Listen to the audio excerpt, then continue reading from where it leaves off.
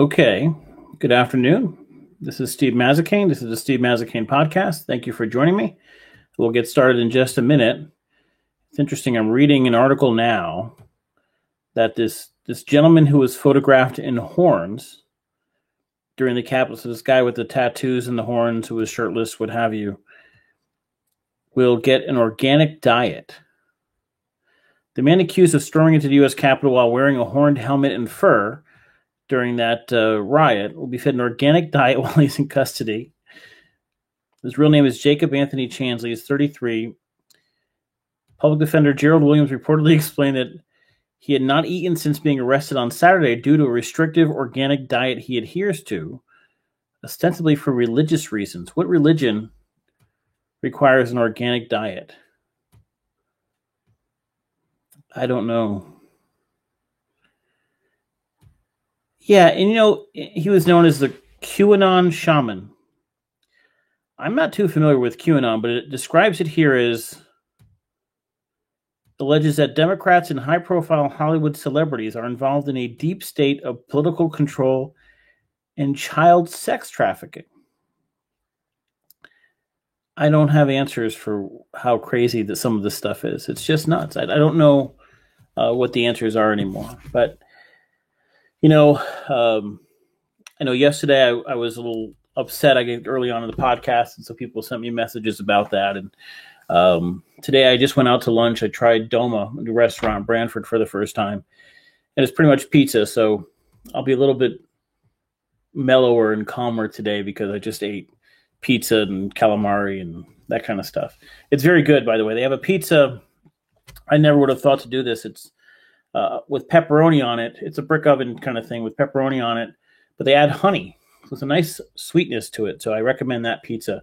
I tried another one which wasn't quite as good, but that one was quite interesting. But it's amazing to be an American right now.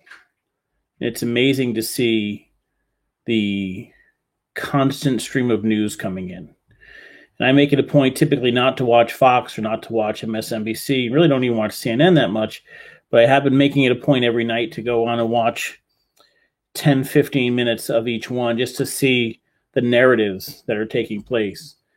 And yes, Fox is a little more softer on the president. CNN's harder. MSNBC is over the top. No question about it.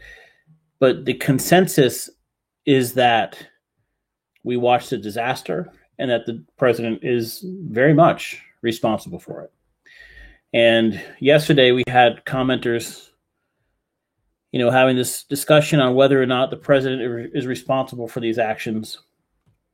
And I get the desire to defend him. I understand that. I understand that we have gone through 4 years where there were a whole party attacking him constantly. Many of those attacks, whether you were a fan of his or not, you have to admit some were very warranted. Some may not have been. But to see so many Republicans and Republicans that are part of the Trump administration stand up and say enough. And many even resigned. And I'm going to go through the list of some key people that resigned in the last few days who specifically stated not just that this happened, but that the president was part of that. Good afternoon to those saying good afternoon. The New York Times has this list. These are Trump administration officials. So this is a response to the conversations we had yesterday and some of the conversations that continued in the comment section on Brantford 7 after the podcast, where people were defending this and comparing it to the reaction to Black Lives Matter and some of those rallies. And by the way, I very much talked about the disgrace that some of those were. We spent a lot of time talking about the disgrace of defund the police. We talked about here in Brantford. We had people with fuck the police signs walking down the street in front of the police that were clearing the road for them. But that's the nation we live in, and that's the freedom of speech that we have. When it is inciting violence, especially based on completely false information, to this day, there's no credible information that the election was rigged or stolen or we have to fight back against anything. And you have these politicians like Pence, who there's many, many things with Pence I disagree with. but there's at least a level of respect and honor for the country itself and for our institutions themselves. And we saw that lost by the President of the United States. And you can yell and scream and say, he didn't exactly say you should go kill people in the Capitol. Yes, you're right. He didn't say those words. But he created this situation that made it possible and actually made it likely. And his followers and his attorney and his son helped push that narrative further and further and further. You know, Twitter numbers, they kicked him off, and there's something like 89 million followers. Twitter will pay a financial price for the decision they've made. But they had to make it. They have a right to. But before you go crazy and say, well, we're being under attacked, and the people who are loyal to Trump, part of his administration, are the ones saying enough. They're the ones saying, I'm out of here. Here's some. Betsy DeVos. Here's her letter. In the letter, Ms. DeVos called the mob that disrupted Congress as it was certifying the election results on Wednesday unconscionable for our country. This is DeVos, a Trump loyalist. There is no mistaking the impact your rhetoric had on the situation and on the inflection point, and it is the inflection point for me. I don't think Betsy DeVos has been great in her position. I'm not a huge fan, but we know she's a huge fan of Trump. And she said enough. A billionaire Republican donor. She was confirmed by in the Senate in a tie with Mike Pence broke the tie. Elaine Chao, the Transportation Secretary. If you don't know who she is, we'll tell you in a second. Became the first cabinet member to do so, which is the first one to leave. The unrest at the Capitol, she wrote, deeply troubled me in a way I simply cannot set aside. And she took the effect was on Monday. She first cabinet member in the Trump administration. Do you know who she's married to? Mitch McConnell. Mitch McConnell's wife. Mitch McConnell, that asshole beyond belief who defended Trump like crazy, and then finally last week gave a speech we can be proud of.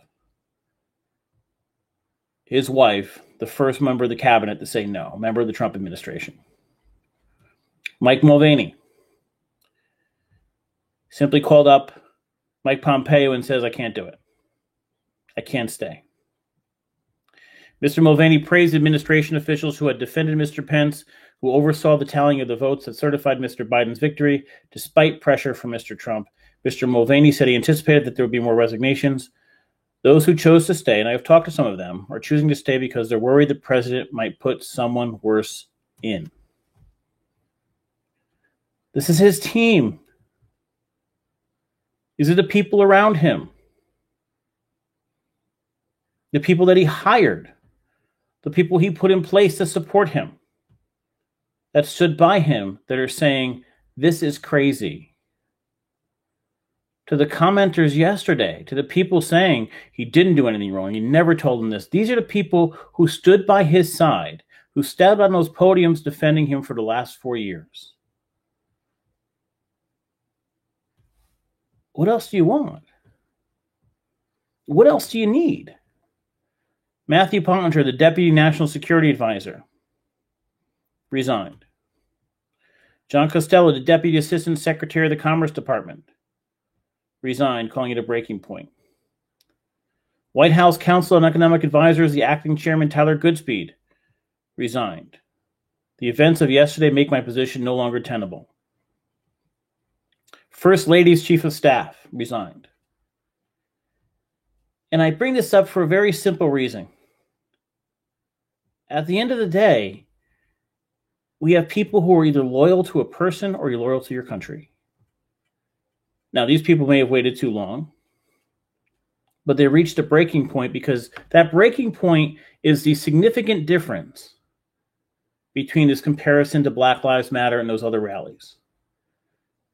This is the Capitol. It's an attack on the Capitol. If a foreign nation had done that, the president would have been front and center on fighting back against that. Our president did no such thing. Period. So how do you continue to use we talked about social media in the past. It used to be people had fake accounts. It used to be people made a second account where they can go on and say these things and defend awful, awful things that we saw happen. 5 people died. And now we don't seem to care anymore. There's this belief that if a democracy fails, it fails from within. And that seems to be happening. I have a belief that's a little bit different. I have a belief that the vast majority of Republicans I've talked to, the vast majority of unaffiliated, and obviously all of the Democrats, believe it's time to walk away from this and move on. So I'll say something that may not be popular with some of the Democrats here. I'm not necessarily for this impeachment because it's something that's going to linger on the country for weeks or months. Is there something crazy going to happen in the next 7 days? I don't know. But I would have sworn up and down what we just saw would never have happened in our country. So I don't have answers anymore. To a large extent, I was very, very wrong about Trump. I didn't vote for Trump. I didn't support him. But I believed and had a little bit of hope after the election 4 years ago that maybe the people he surrounded him with would push him to be more presidential. And then he went to Twitter, and it got worse, and it got worse, and it got worse. And I kind of kept telling myself that, he knows the line. He knows the game. He's an entertainer. And there's a line he won't cross. And then you partake in the election, you run a campaign on certain rules, you don't like the outcome, you accuse everybody of every party of falsifying records and faking votes and making things up. Everybody's corrupt but you. And you repeat it, and then you say, wait, come to the Capitol in March, and everybody gather together, and we need to fight back, and we need to be strong. And your attorney says words like combat, and your son says we have to fight, we have to be strong, we have to march on the Capitol. And you put all these things in place. You put all these little puzzle pieces together that set up exactly what we saw last Wednesday. And there are people who want to say, well, wait a minute. He didn't say do that. He's responsible for it. Period. We had a circumstance in Guilford a year or two ago where a young boy was shot. I don't know the exact circumstances in that room or what the police have determined, but the idea was that the bullets weren't separate from the gun or what have you, and they were playing with this gun. There's this question of responsibility. And when bad things happen, there are circumstances where somebody could have done things to avoid it. There are circumstances where people purposely make things in a certain situation, set them up a certain way to create that outcome. They didn't say, hey, pull the trigger, but they created the exact situation and therefore are responsible for that. There was an article I read a couple years back about a girl, I think East Haven or whatever the town was, who was dating 2 guys. And for whatever reason, people do this, had one guy over the house and invited somebody else over at the same time, and probably to start a fight. And the result was there was a fight started. And so they were arrested for assault. They didn't happen to come across each other. She made sure all the components were in the same place at the same time. That's what Trump did. That's what his team did.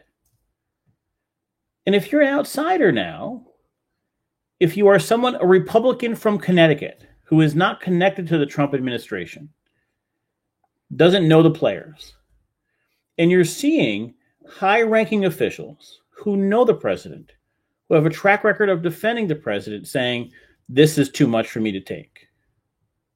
Shouldn't you stop and say, you know what? Before I post online, before I take the president's side, maybe I should stop for a second and think, maybe the Democrats are right on this. Maybe the people calling this crazy are right on this, because they are. There's nothing right about what happened Wednesday. It was an attempt to overthrow the Capitol, period. And so I'm hearing things of, it was only a small percentage in the crowd. That doesn't matter. It happened. And it happened because this was the president. We have had elected officials stand up in the past and be truly great gentlemen when they didn't have to be. John McCain moment on Obama always comes to mind, where someone in his audience was saying Obama's an Arab, and it would have been beneficial to him in an era of terrorism and the war on terror in the Middle East for that narrative to be pushed. And McCain said, no, that's not true. He's just an American like the rest of us. We have a different opinion. Al Gore had every right in the world to continue the fight in that election in Florida. And he backed away and said, for the betterment of the country, I'm not going to do that. And now we have a president who easily, at any point in the 24 hours leading up to what we saw last Wednesday, could have done anything. He could have taken to Twitter and said, guys, don't make sure no violence happens. Do not go near the Capitol. Let the process play out. You want to compare to Black Lives Matter. Black Lives Matter had somebody murdered. There was a video of a man who's with a knee on his neck being murdered. And there was a response to that video. Proportionate or not, there was a response to that video. Trump started this on claims that Democrats, Republicans, unaffiliated all over the country were part of a mass conspiracy to steal the election from him without any evidence. Black Lives Matter had a video. We all saw a murder take place. Trump made stuff up.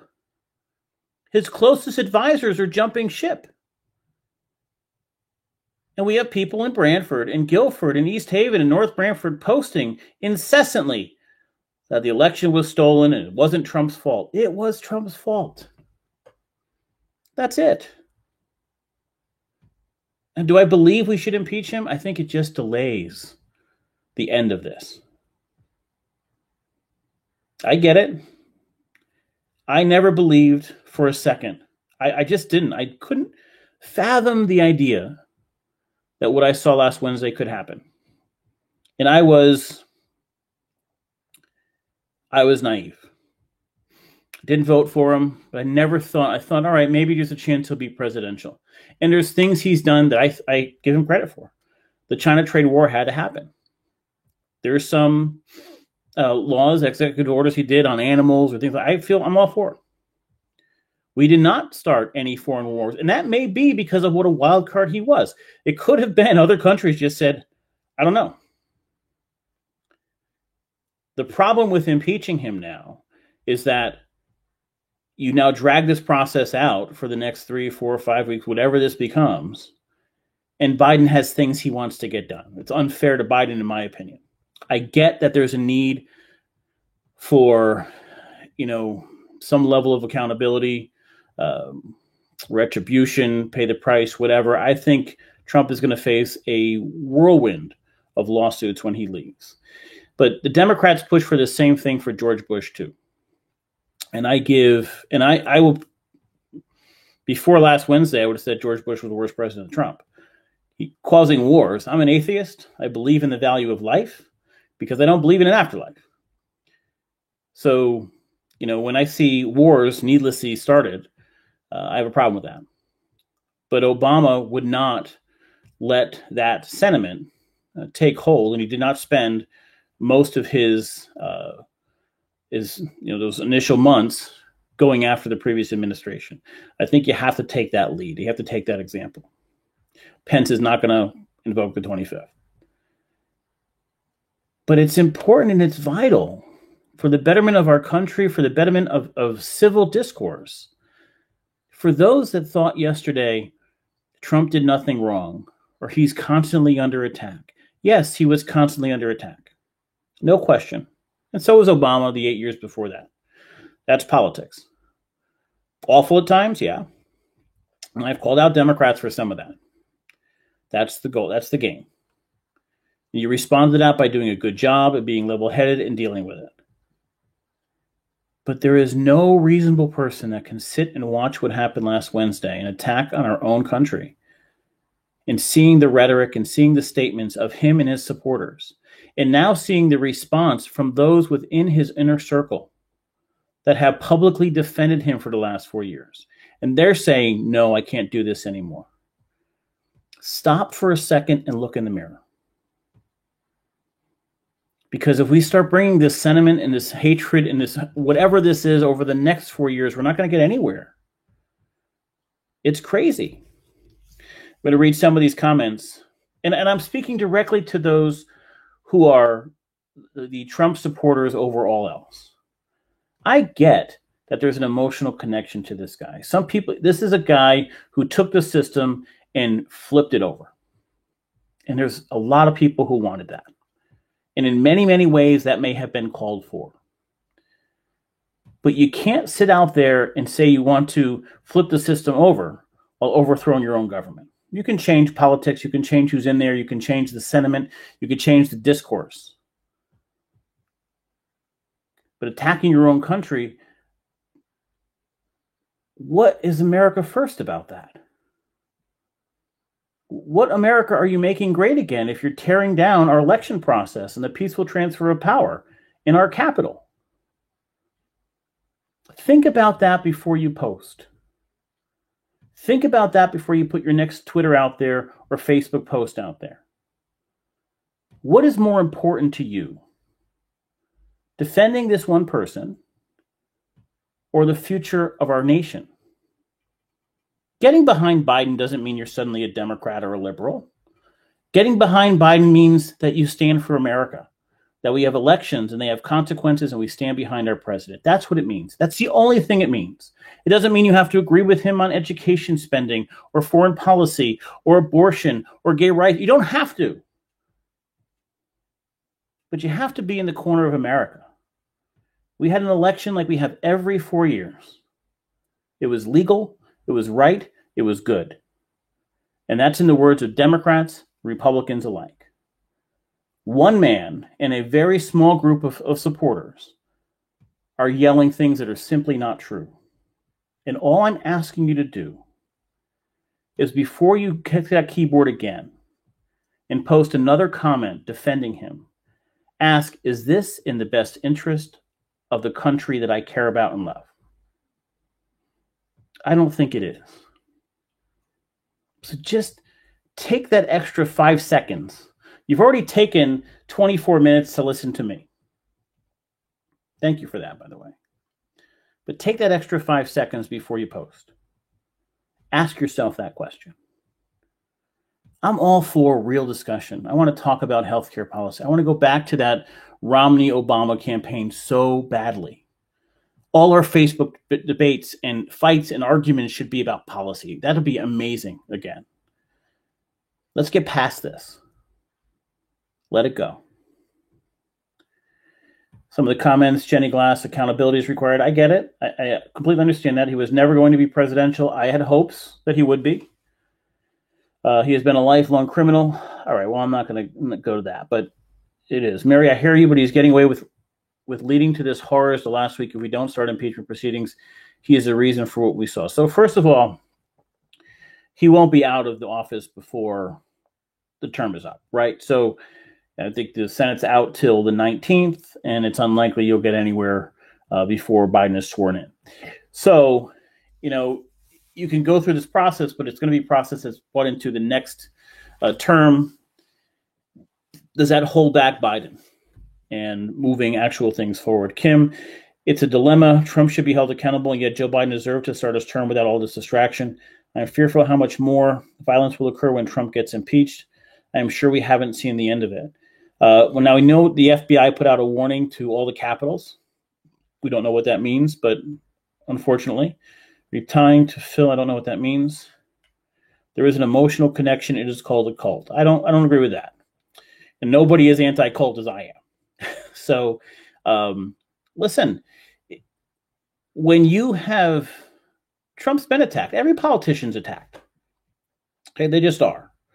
We live in town in Brantford where they kind of stopped recently, but the first selectman of Brantford is probably one of the most non-political guys in the history of the town who doesn't pay attention to anything but Brantford. And there was a whole party that's been attacking him for years. So everybody that runs for office gets attacked, good or bad. That's normal. And when you are attacked, your supporters tend to, you have that common enemy thing and they rally around that person. So I get that. There comes a point where it's too much. And, for those that have in their mind, I'm someone who appreciates government and the processes we go through. We talk about this every day. There are people who think the system is so overly rigged and so supportive of either the wealthy or a certain race or whatever it is that they believe the system must be so drastically changed so it's no longer be America. And that's what we have to guard against. Because once you get to the point of the system's so bad I must tear it down, you're no longer trying to get a better system. You're trying to destroy America. And somehow in these speeches, if you feel that way, it means Trump has been successful in making you feel that way, which makes you anti-American. There is no one that can attack the Capitol or defend attacking the Capitol and still be called pro-America. There's nothing America first about that. You didn't make America great again. You're trying to destroy it. Period. And so my only request, as I took some time late this morning, and read through so many of those comments yesterday. I didn't comment on any of them, but we're Brantford residents. We're Shoreline residents. And I'd like to think that we're all in this to say we want our country and our state and our town to be better for our involvement.